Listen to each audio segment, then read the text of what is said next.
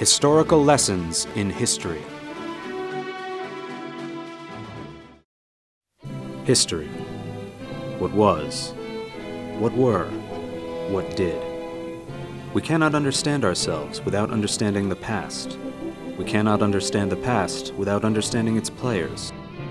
Judas Iscariot, Leonardo da Vinci, Robert E. Lee. What do these men have in common? They were all larger than life. They all changed the course of history. They all threw up in their mouths a little bit.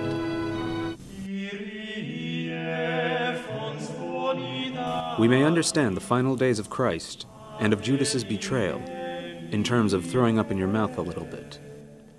When Judas, who had betrayed him, saw that Jesus was condemned, he was seized with remorse and returned the 30 silver coins to the chief priests and the elders, and threw up in his mouth a little bit.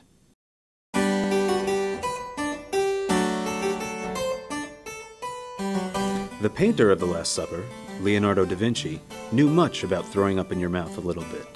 In fact, throwing up in your mouth a little bit may be the true Da Vinci Code. It is even evident in the Mona Lisa. The secret of her enigmatic smile is that she has thrown up in her mouth a little bit.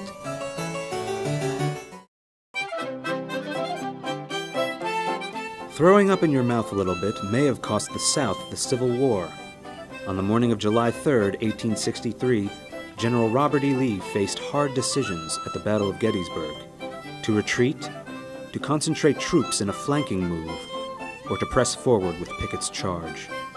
In a letter to his wife, Lee wrote, My dearest Mary, Lee had thrown up in his mouth a little bit.